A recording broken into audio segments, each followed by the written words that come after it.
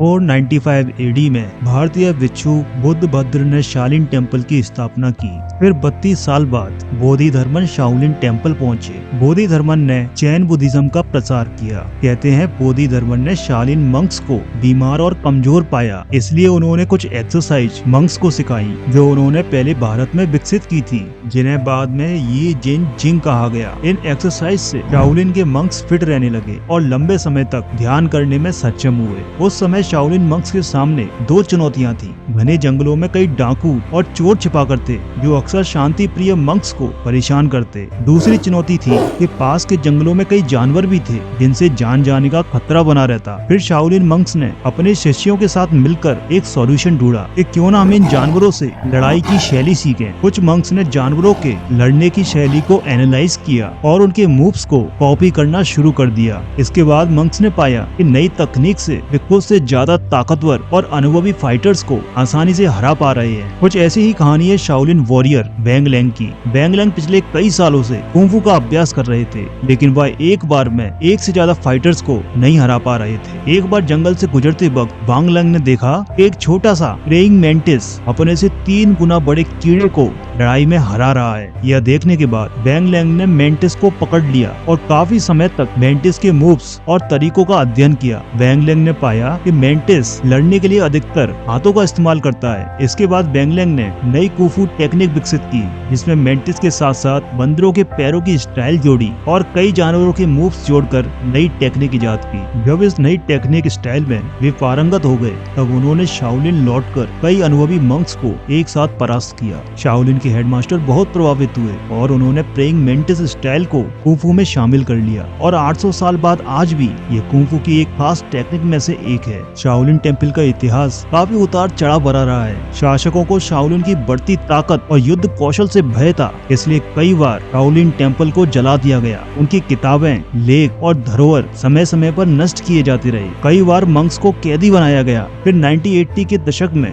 2 movies release हुई, the 36 chamber of Shaolin और jet ली की शाओलिन टेम्पल। ये दोनों मूवीज हिट रही, जिसके बाद शाओलिन और कुंफू दुनिया भर में प्रसिद्ध हुए। मास्टर शेंग ये कहते हैं कि केवल कुंफू शाओलिन मंक्स को खास नहीं बनाता। आज शाओलिन मंक्स पर कई मूवीज और डॉक्यूमेंट्री बनती हैं, क्योंकि इनके व्यक्तित्व में कुछ आकर्षण है, सामान्य लोगों से कुछ अलग है जो आप महसूस कर सकते हो। वॉरियर एनर्जी, इस बात को ऐसे समझिए, हर किसी की यात्रा में एक ऐसा समय जरूर आता है जब फेलियर के बाद फेलियर और उसके बाद एक और फेलियर आता है। इस बीच समझ नहीं आता कि किस कमी के कारण हम फेल हो रहे हैं। क्या हमारे अंदर डिसिप्लिन की कमी है, या साहस की कमी है, या फिर तैयारी की कमी है। ऐसे समय में अधिकतर लोग हार मान जाते हैं। मास्टर शेंग ये कहते हैं, हम सब के अंदर कुछ है जो फेल नहीं होना चाहता। हम सब के अंदर एक स्पिरिट मौजूद है जो तीसरी के बाद चौथी बार फेल नहीं होना चाहता, और जो इस स्पिरिट का उपयोग करना जानता है वही एक वॉरियर होता है। यही भावना एक शाओलिन वॉरियर और एक सफल इंसान में होती है जो दूसरे लोगों में सोई होती है, और यही स्पिरिट अंतर और आकर्षण पैदा करती है। ये वॉरियर स्पिरिट हमारे अंदर पैदा कैसे होगी?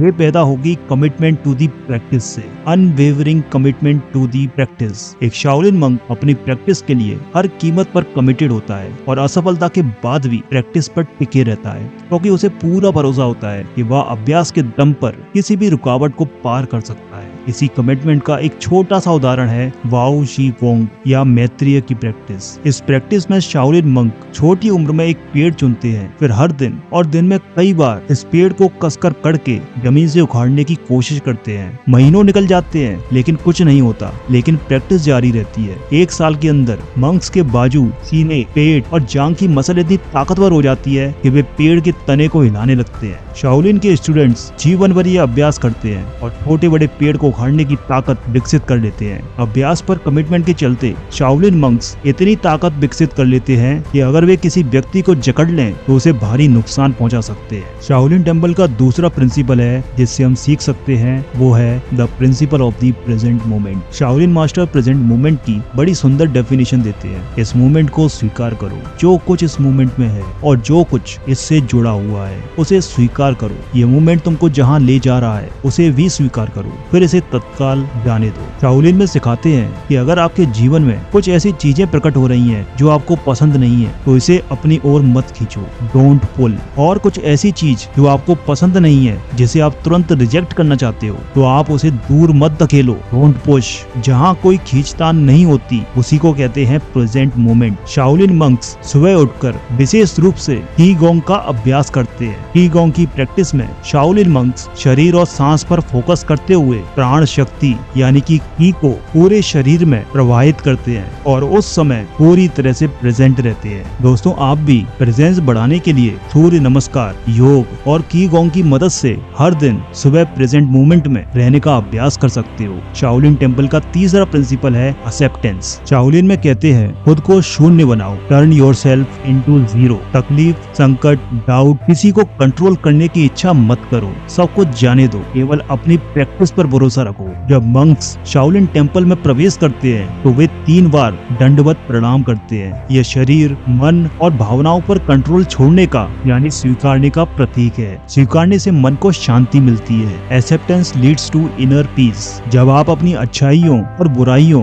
दोनों को स्वीकार कर लेते हो तब आप दूसरों को भी माफ कर देते हो। इसीलिए एक्सेप्टेंस से मन को बहुत शांति मिलती है। शाओलिन मंक्स इसकी अनोखी प्रैक्टिस करते हैं। सर्दियों में वे नदी के ठंडे पानी में बैठ या लेट जाते हैं और पानी को अपने ऊपर से बहने देते हैं। इस अभ्यास को पूरा करने के लिए मंक्स को स्वीकार करना पड़ता है कि हाँ, पानी बहुत ठंडा है, शरीर को कष्ट दे रहा है और बहता जा रहा है। पानी पर हमारा कोई कंट्रोल नहीं है और इसलिए दर्द के प्रति कोई रिएक्शन नहीं है। इस अभ्यास से मंक्स 2 बातें सीखते हैं कि चीजें लगातार बदल रही हैं और इनसे हमारा कोई अटैचमेंट नहीं है। दूसरी बात, आपको दर्द से लड़ने की जरूरत नहीं है, बस इसे स्वीकार करने की जरूरत है। इससे मन में नेगेटिव विचारों की साइकिल शुरू नहीं होती। शाओलिन मंक्स का अगला प्रिंसिपल है the principle of mind control. Shaolin monks जानते हैं कि यह मन ही है जो शरीर को ताकतवर और कमजोर करता है। वह जानते हैं कि मन पर कंट्रोल करने से स्वयं के साथ साथ आसपास की चीज को कंट्रोल कर सकते हैं और यही मन इंसान को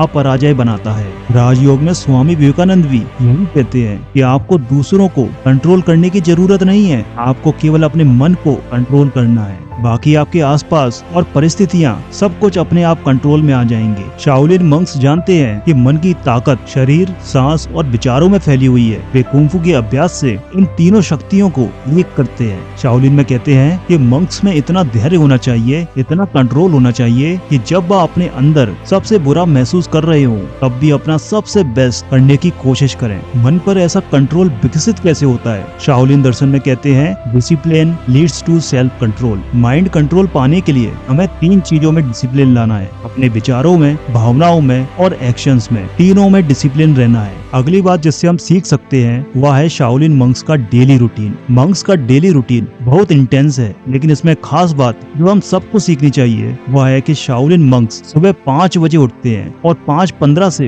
पहली प्रैक्टिस सिटिंग की गोंग शुरू हो जाती है और रात को 11 बजे तक कुंफू, एक्सरसाइज, बुद्धिस्ट क्लासेस और शाओलिन टेम्पल वगैरह के काम चलते रहते हैं। बीच में 2 घंटे लंच और आराम करने के लिए मिलते हैं। लेकिन खास बात यह है कि सोने से ठीक 2 घंटे पहले रात को 9 से 11 बजे तक शाओलिन मंक्स कुंफू की सारी प्रैक्टिस, सारे मूव्स और एक्सरसाइज को रिव्यू करते हैं कि कहीं कोई कमी तो नहीं छूट रही, क्या हमारा बेसिक्स पर कंट्रोल है, क्या हम और बेहतर कर सकते हैं। दोस्तों, हर रात 2 घंटे अपनी प्रैक्टिस को रिव्यू करना, छोटी छोटी कमी और बारीकियों को दोबारा स्टडी करना एक बहुत बड़ी कमिटमेंट है। इस काम से आप बहुत जल्दी किसी भी चीज में मास्टरी हासिल कर सकती हो, क्योंकि हम सामान्य जीवन में बस जल्दी जल्दी काम करते हैं, कभी ध्यान ही नहीं देते कि हमारे काम में, अभ्यास में क्या कमी है, क्या हमारा बेसिक्स पर कंट्रोल है। हम कभी भी यह नहीं सोचते एक छोटी सी गलती हमारी कितनी प्रोग्रेस रोक रही है। अगर हम हर रात केवल 15 मिनट अपनी प्रैक्टिस और अपना आचरण रिव्यू करें, यह सोचें कि आज हमने क्या सीखा, क्या हमारे सीखने का तरीका बेहतर किया जा सकता है, तो हमारी बेहतर होने की गति में और भी ज्यादा तरक्की होगी।